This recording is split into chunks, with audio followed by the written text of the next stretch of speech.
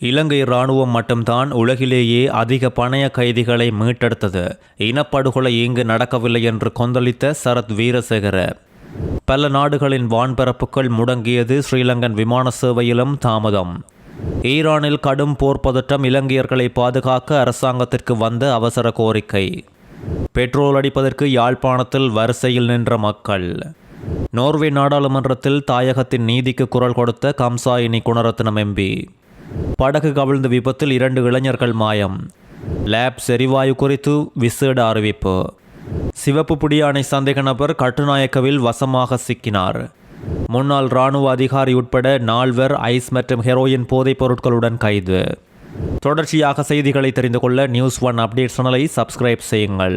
பெட்ரோலின் விலை யாழ்ப்பாணத்தில் அதிகரிக்கும் என்ற பயத்தில் மக்கள் எரிபொருள் நிலையங்களில் வரிசையாக பெட்ரோலுக்காக முண்டியடித்து செல்வதை இன்று பார்க்கக்கூடியதாக இருந்தது. அச்சத்திற்கு காரணம் மத்திய கிழக்கில் நிலவும் போர் பதட்டங்களின் மத்தியில் எரிபொருள் தட்டுப்பாடு ஏற்படும் என்றும் போர் நிலவரம் அதிகரிக்கும் போதோ பெட்ரோல் இறக்குமதி தடைப்படும் வாய்ப்புள்ளமையாலும் மக்கள் வரிசையில் நிற்க ஆரம்பித்துள்ளனர். இதனால் மக்கள் பல்வேறு இடங்களிலும் உள்ள எரிபொருள் நிலையங்களில் காத்திருந்து எரிபொருளை பெற்று செல்கின்றனர். சற்று முன் அனைத்து எரிபொருள் நிலையங்களிலும் நீண்ட வரிசையில் மக்கள் வாகனங்களுடன் நிற்பதை அவதானிக்க முடிந்தது. எங்களை காலம் காலமாக அடக்கி ஆள்வதற்கு சிங்கள அரசுகள் பயன்படுத்திய சட்டங்கள் அனைத்துமே நீக்கப்பட வேண்டும். அவற்றை நீக்கி எமக்கான நல்லிணக்கமான சுமூகமான சூழல் ஏற்படுத்தப்பட்டால் மட்டும்தான் நாங்கள் அரசியல் தீர்வு பற்றி கதைக்க முடியும் என இன்று வேலன் சுவாமிகள் தெரிவித்துள்ளார். யாழில் இன்று இடம்பெற்ற பயங்கரவாதத்தில் இருந்து அரசாங்கத்தை பாதுகாக்கும் சட்டத்திற்கு எதிரான போராட்டத்தில் இதனை இவர் தெரிவித்துள்ளதோடு அன்றாட வாழ்க்கையில் இருக்கக்கூடிய சவால்களை நீக்காமல் இந்த சட்டத்துக்குள்ளே எங்களை அடிமையாக வைத்துக் கொண்டு இன்னொரு சட்டம் 6ஆம் திருத்த சட்டத்தினூடாக கருத்து சுதந்திரத்தை அடக்கி வைத்து பேச வாருங்கள் என்றால் சட்டங்களாலே அடக்கி வைக்கப்பட்டிருக்கின்ற ஒரு சமூகம் எவ்வாறு சுதந்திரமாக பேச முடியும் என்றும் கேள்வி எழுப்பியுள்ளார். சர்வதேசத்திடம் இதற்காகத்தான் நாங்கள் நீதி கோரி போராடுகின்றோம் என்றும் ஐக்கிய நாடுகள் சபையாக இருக்கட்டும், ஐரோப்பிய யூனியனாக இருக்கட்டும், சர்வதேச நாணய நிதியமாக இருக்கட்டும், இலங்கையில் செல்வாக்கு செலுத்தும் ஏனைய சர்வதேச நாடுகளாக இருக்கட்டும், இவை அனைத்தும் இலங்கை அரசுக்கு அழுத்தத்தை கொடுப்பதன் ஊடாக மட்டும்தான் இந்த சட்டங்களை நீக்கவும் எமக்கு உதவி செய்ய முடியும். பேதங்களை கடந்து இந்த நாட்டின் மக்கள் தமிழர்களாக ஒன்றிணைந்தது மகிழ்ச்சிக்குரியது.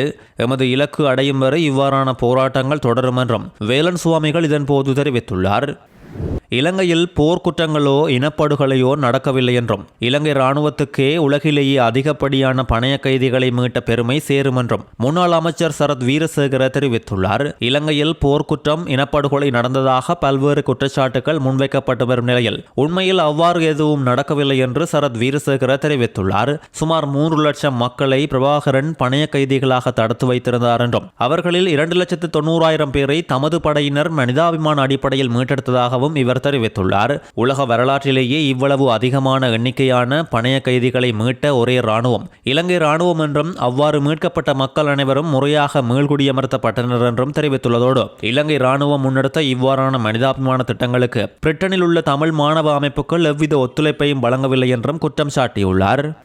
படகு ஒன்று லுணுகம் வெகர நீர்த்தேக்கத்தில் கவிழ்ந்ததில் மீன்பிடிக்க சென்ற 2 இளைஞர்கள் காணாமல் போயுள்ளனர். 18 வயதுடைய 2 இளைஞர்களே இவ்வாறு காணாமல் போயுள்ளதோடு அவர்களை தேடும் வேலைகளுக்கு திஸ்ஸமகாராம கடற்படை பிரிவு மற்றும் சுழியோடிகள் பிரிவு இணைந்து தேடுதல் நடவடிக்கைகளை ஆரம்பித்துள்ளனர்.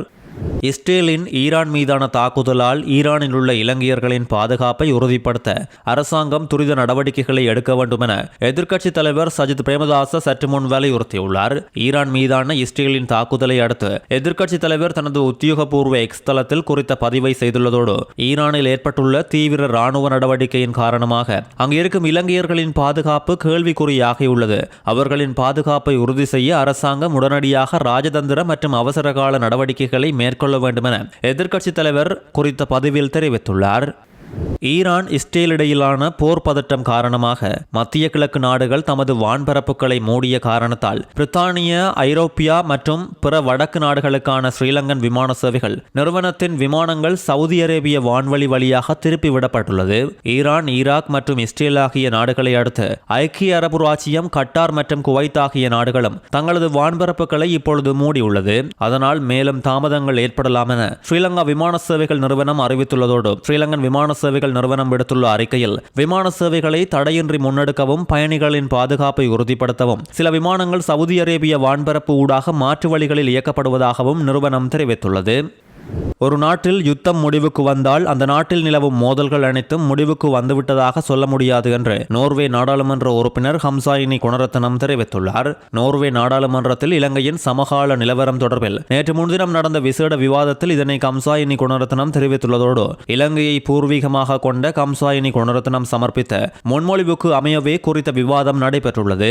இந்த விவாதத்தில் பேசிய ஹம்சாயினி குணரத்னம், நான் 1988ஆம் ஆண்டு இலங்கையில் யுத்த சூழலில் தான் பிறந்தேன். நான் எனது தாயின் கருவறையில் இருந்தபோது ஒவ்வொரு முறை விமான தாக்குதலுக்கான அபாய எச்சரிக்கை ஒலிக்கும் நேரங்களில் எனது தாய் கோயில்களிலும் பாடசாலைகளிலும் தஞ்சம் புகுவார். நானும் எனது தம்பியும் இலங்கையிலேயே தான் பிறந்தோம். ஆனால் வாழ்க்கை எங்களை பாதுகாப்பான நாடான நோர்வேக்கு அழைத்து வந்தது.